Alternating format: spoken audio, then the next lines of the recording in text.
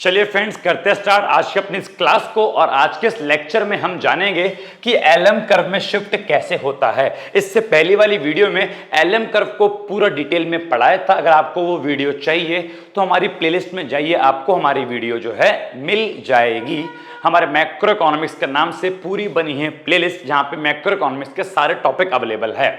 चलिए, अब LM curve में शिफ्ट कैसे होगा। देखो, जिस प्रकार शिफ्ट आईएस कर्व में होता है, या तो वो इधर चला या तो उधर चला, मतलब आईएस कर्व भी राइट या लेफ्ट में शिफ्ट होता है, उसी प्रकार एलएम कर्व भी आपका राइट या लेफ्ट में शिफ्ट होकर। बेसिक बात करूं तो मान लो कि अगर आपका ये एलएम कर्व है, ये आपका एलएम कर्व है, और नया एलएम कर्व आपका इधर बने, LM1 बोल दिया, तो मतलब आपका एलएम कर्व यहां पे शिफ्ट हुआ, इसको बोलेंगे आपका एलएम कर्व राइट में शिफ्ट हो गया। लेकिन मान लो आपका एलएम कर्व जो है, आपका एलएम कर्व इस रेड वाले के इधर शिफ्ट हुई है, तो इस बार शिफ्ट यहां पे हुआ, तो मैं बोलूंगा आपका एलएम कर्व लेफ्ट में शिफ्ट हो गया। तो यहां जाएगा तो राइट में, यहां पे आएगा तो लेफ्ट में। और इसी चीज को हम थोड़ा डिटेल में पढ़ने वाले हैं कि एलएम का राइट और लेफ्ट में शिफ्ट कैसे होता है और क्यों होता है। तो जरा समझेंगे मेरी बात को ध्यान से। देखो भाई साहब, एलएम कर्व के शिफ्ट होने के पीछे दो ही कॉज है। अगर मनी सप्लाई में चेंज होगा, मनी सप्लाई का मतलब है देश में कितना पैसा मौजूद है, और ये कौन तय करता है जी? ये तय करता है देश का सेंट्रल बैंक, हमारे देश में आरबीआई। तो मनी सप्लाई में अगर चेंज होगा, अगर आरबीआई देश में पैसा ज्यादा छापेगी या देश में पैसा कम छापेगी, तो उससे आपके एलएम कर्व में चेंज होगा।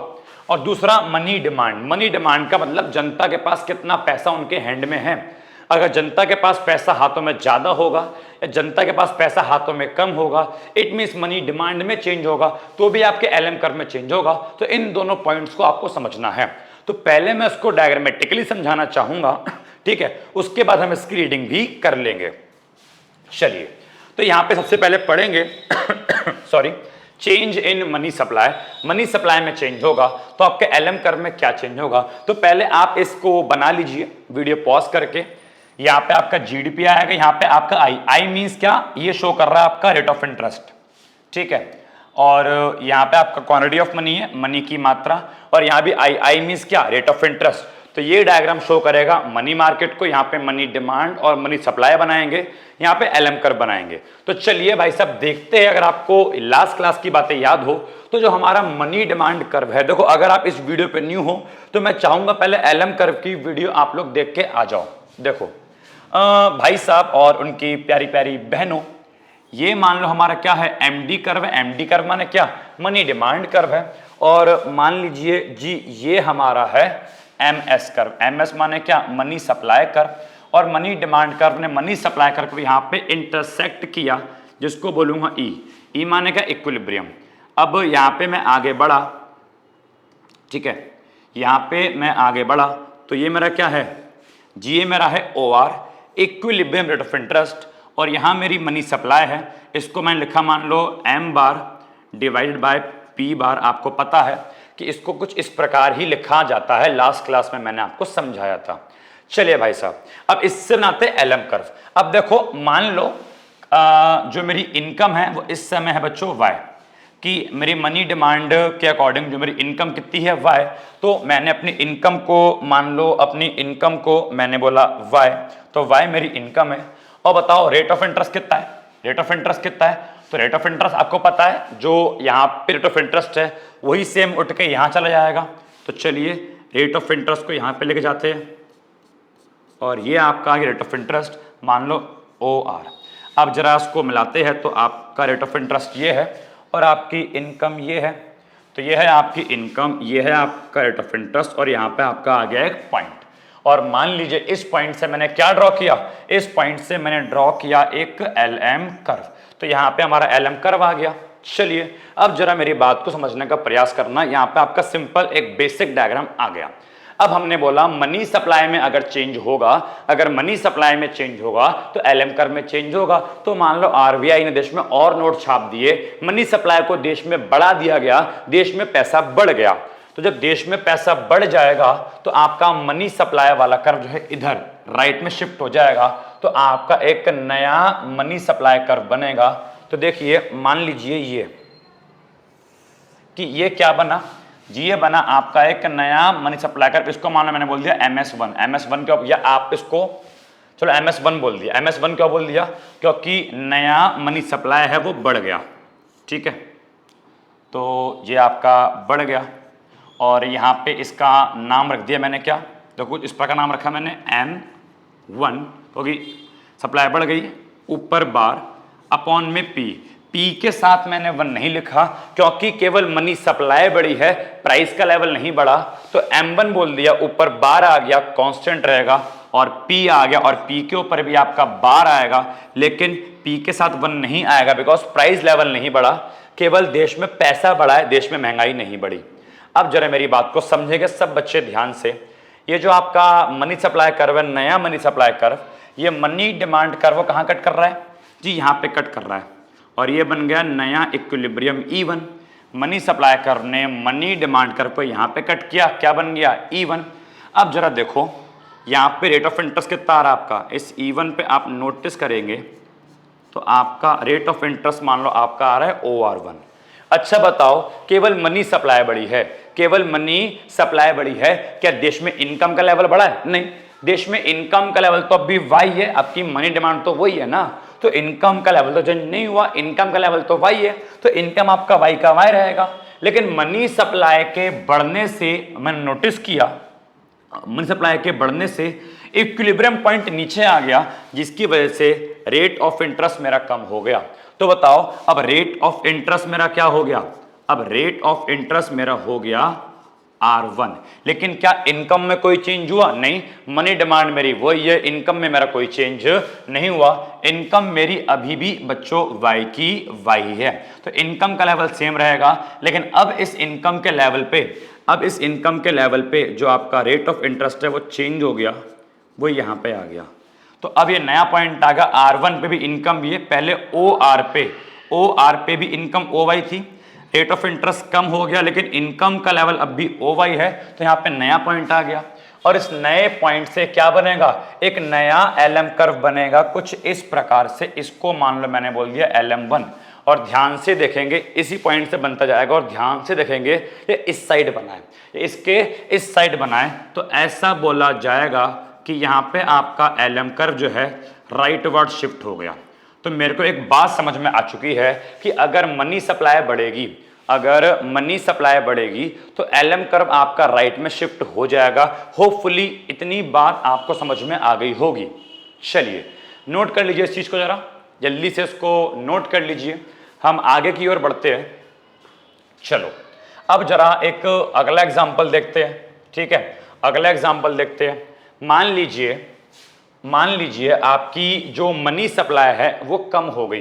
पहले मान लो, अब वापसी MS पे आ जाओ, वापसी ओरिजिनल पे आ जाओ, वापसी ओरिजिनल पे आ जाओ। अब मान लो आपकी मनी सप्लाई कम हो, अब जब कम होगी मतलब जो देश में पैसा था वो RBI ने खींच लिया, अपने पास रख लिया, देश से पैसा निकाल के RBI ने अपने पास रख लिया। भैया ऐसा भी होता है? हाँ ऐसा भी होता है। ये कैसे होता है, ये आपको आगे मॉनेटरी पॉलिसी, फिस्कल पॉलिसी में पढ़ाया जाएगा कि RBI देश से पैसा कैसे ले सकता है। तो मान लो RBI ने देश में पैसा कम कर दिया, देश से पैसा खींच के अपने पास रख लिया, तो देश में पैसा कम। अब जब देश में पैसा कम तो मनी सप्लाई कम, और मान लो जब मनी सप्लाई कम होगी तो आपका कर्व इधर शिफ्ट होगा। तो ये लो मनी सप्लाई कम हो गई और मान लो इसको मैंने बोला MS2, ठीक है।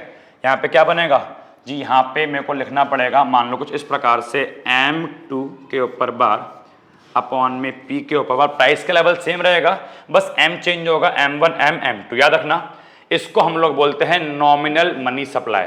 पेपर में क्वेश्चन आता है कि नॉमिनल मनी सप्लाई में चेंज होने से LM कर्व में क्या चेंज होगा। अगर नॉमिनल मनी सप्लाई बढ़ जाएगा तो LM कर्व राइट में जाएगा, और नॉमिनल मनी सप्लाई घट जाएगा तो आओ नोटिस करते हैं। अब देखो ये आपका मनी डिमांड कर्व है, ये मनी सप्लाई कर्व है, यहाँ पे किया इंटरसेक्ट, ये आपका आ गया इक्विलिब्रियम 2, और यहाँ पे आप देखेंगे रेट ऑफ इंटरेस्ट आपका भाई साहब बढ़ गया। लेकिन क्या इनकम में कोई चेंज हुआ? कहीं इनकम की बात हुई? इनकम की बात तो कहीं नहीं हुई, तो इनकम तो आपका वाई का वाई है, लेकिन आपका रेट ऑफ इंटरेस्ट बढ़ गया।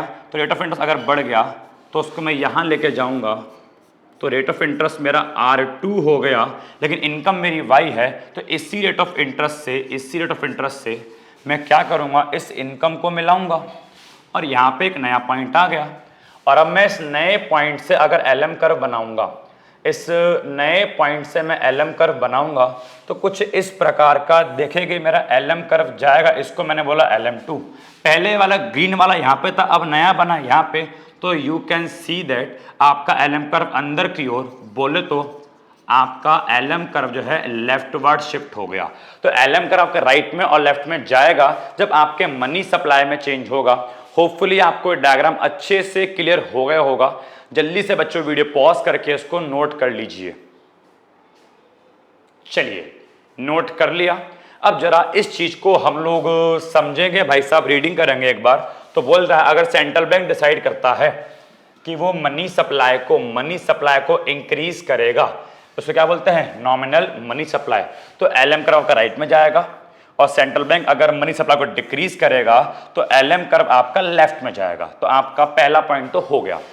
अब बात करते हैं चेंज इन मनी डिमांड की। अगर मनी डिमांड में चेंज होगा, अगर मनी डिमांड में चेंज होगा तो आपके एलएम कर्व में क्या चेंज होगा, ठीक है। और यहां पे मैं ऐसा एज्यूम कर रहा हूं कि मेरे मनी डिमांड में चेंज प्राइस की वजह से हो रहा है। यस, अगर देश में प्राइस में चेंज आएगा, प्राइस बढ़ेगी महंगाई बढ़ेगी, प्राइस कम होगी महंगाई घटेगी, तो उससे हमारी मनी की डिमांड में फर्क पड़ेगा।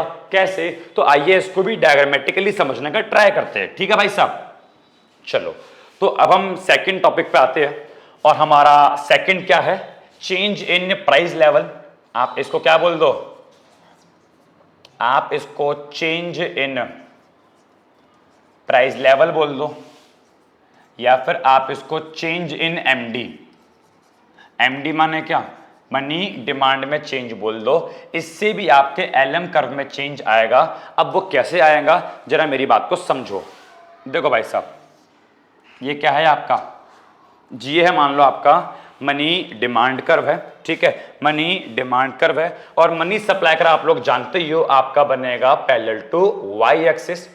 तो चलिए भाई साहब, ये बन गया मान लो आपका मनी सप्लाई कर्व। और ये आपका क्या आ गया, इक्विलिब्रियम पॉइंट आ गया। यहाँ पे इंटरेस्ट रेट आपका ओवर है और मनी सप्लाई क्या, एम बार अपॉन में पी के ऊपर बार, ठीक है। और मान लो हमारी इनकम कितनी है, यहाँ पे हमारी इस समय इनकम बेटा मान लो वाई है, तो यहाँ पे लिख दिया मैंने ब्रैकेट में क्या, हमारी इनकम है इस समय वाई, ठीक है, इनकम है इस समय वाई। चलो तो इनकम का लेवल क्या है बच्चों जी, इनकम का लेवल हमारा वाई है, ठीक है। और रेट ऑफ इंटरेस्ट कितना है जी, रेट ऑफ इंटरेस्ट हमारा ओआर है। तो इनकम आपके पास इस समय वाई है, रेट ऑफ इंटरेस्ट आपका ओआर है। इस रेट ऑफ इंटरेस्ट जो यहाँ पे लेके आ जाओ एक बार, चलो जल्दी ले आओ। वेरी गुड वेरी गुड, प्यारा बच्चा, सोना बच्चा कितना प्यार से काम कर रहा है जी। ये रेट ऑफ इंटरेस्ट आ गया आपका, मेरा प्यारा प्यारा बच्चा, मेरा सोना मोना, मेरा बाबू आपका रेट ऑफ इंटरेस्ट ओवर आ गया भाई साहब, समझ में आ रहा है ना। आपकी इनकम वाई आ गई। अब जल्दी से आप इन दोनों को जरा मिलाइए, आप इन दोनों को मिलाइए और जल्दी से आप इनको मिला के एक एलएम कर्व बनाइए। तो इनको मैंने मिलाया और मेरे पास ये पॉइंट आ गया।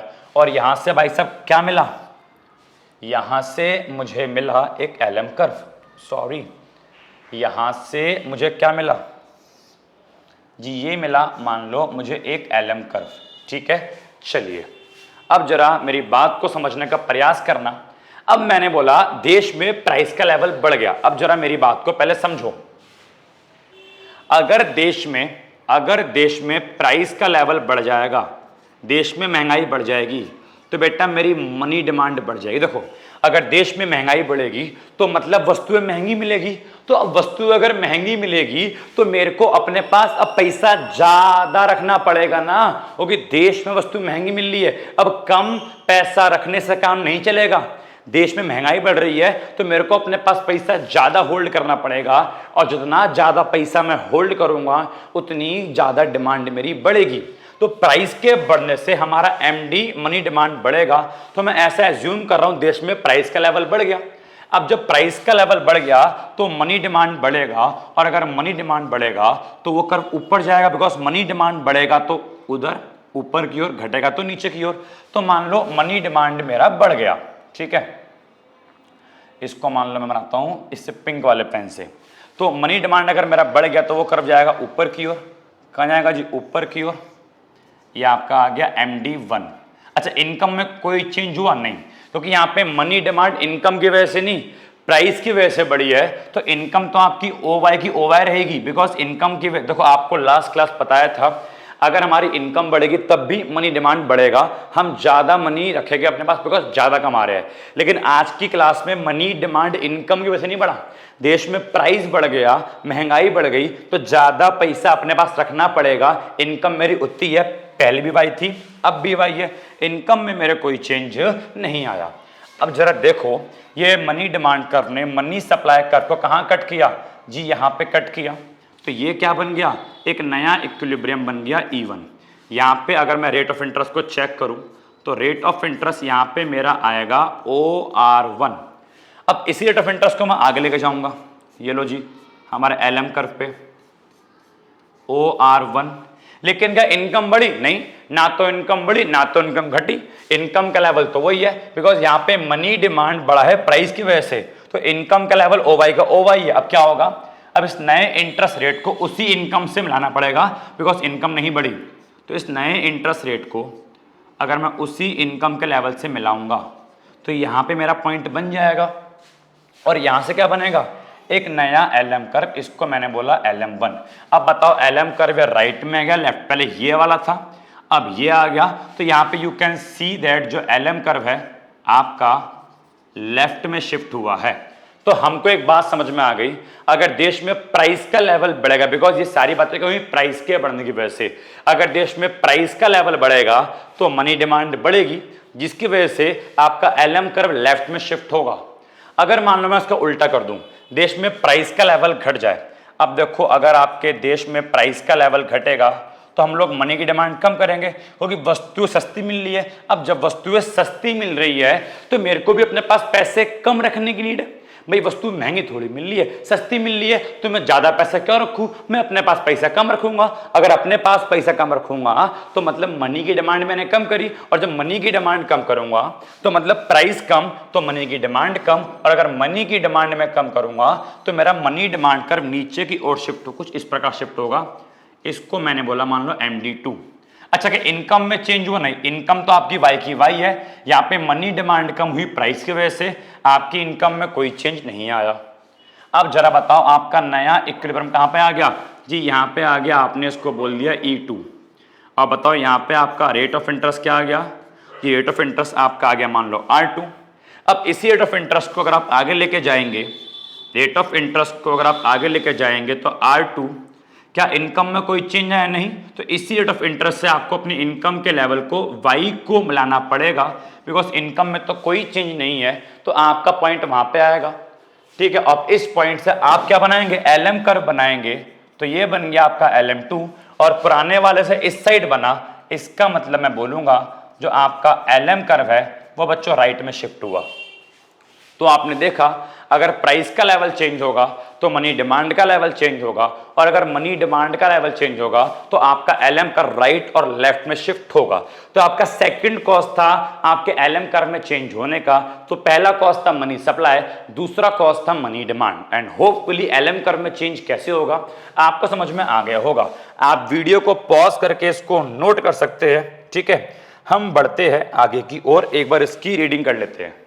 चलिए, तो देखिए मेरे साथ, बोलता है अगर प्राइस का लेवल बढ़ेगा, ठीक है ना, अगर प्राइस का लेवल बढ़ेगा तो मनी की डिमांड बढ़ेगी, और LM कर्व आपका लेफ्ट में शिफ्ट होगा, अभी हम लोगों ने देखा। और अगर प्राइस का लेवल घटेगा तो भाई मनी की डिमांड भी घटेगी, और मनी की डिमांड अगर घटेगी तो LM कर्व आपका राइट में शिफ्ट होगा। और डायग्रामेटिकली मैंने आपको प्रूफ करके दिखा दिया कि LM कर्व आपका प्राइस में चेंज होने की वजह से शिफ्ट कैसे होगा। ये वाला केस था, आप इसका स्क्रीनशॉट भी ले सकते हैं। और LM कर्व आपका सप्लाई में चेंज होने की वजह से किस प्रकार शिफ्ट होगा, ये दोनों बातें हम लोगों ने पढ़ ली। होपफुली आपको अच्छे से समझ में आ गया होगा। अब ये बताओ भाई साहब, जल्दी से मुझे बताओ, मजा आपको आ रहा है ना? ये जो भी पूरी सीरीज में ISLM की या इवन पूरी मैक्रो इकोनॉमिक्स की सीरीज जो भी मैं अलग अलग बच्चों के लिए, कॉलेज स्टूडेंट्स के लिए लेके आ रहा हूँ, क्या आपको समझ में आ रहा है, मजा आ रहा है? अगर आपको समझ में आ रहा है, मजा आ रहा है, तो भाई साहब प्लीज नीचे कमेंट करना कि भैया समझ में आ रहा है, हमको मजा आ रहा है, अच्छा लग रहा है। ठीक है, ताकि इससे मुझे मोटिवेशन मिले और मैं और वीडियोस को बना सकूं। बिकॉज हम यूट्यूबर्स को या हम टीचर्स को जो हम एज प्लेटफॉर्म पे पढ़ा रहे हैं, हमको सबसे मेन चीज़ की जो नीड है वो है मोटिवेशन, ठीक है। क्योंकि हम जो कंटेंट डाल रहे हैं, अगर उस पर व्यूज़ नहीं आएंगे, अगर उस पर लाइक नहीं आएंगे, अगर सब्सक्राइबर हमारे नहीं बढ़ेंगे, तो हमको मोटिवेशन नहीं मिलेगी। और एक टाइम फिर ऐसा आएगा कि यार सब्सक्राइब तो होते ही नहीं है, यार लाइक तो बढ़ते ही नहीं है। मैं ये नहीं बोल रहा कि आप करो, लेकिन मैं ये कह रहा हूँ अगर आपको पसंद आ रहा है तो प्लीज़, अगर आपको पसंद आ रहा है तो लाइक भी करना और मुझे कमेंट करके बताना कि आपको पसंद आ रहा है, आपको अच्छा लग रहा है। अपनी सीरीज़ को जो है भैया कंटिन्यू रखो। समझ में आ गया है? तो बस मैं यही चीज़ जो है आपसे चाह रहा हूँ, ठीक है।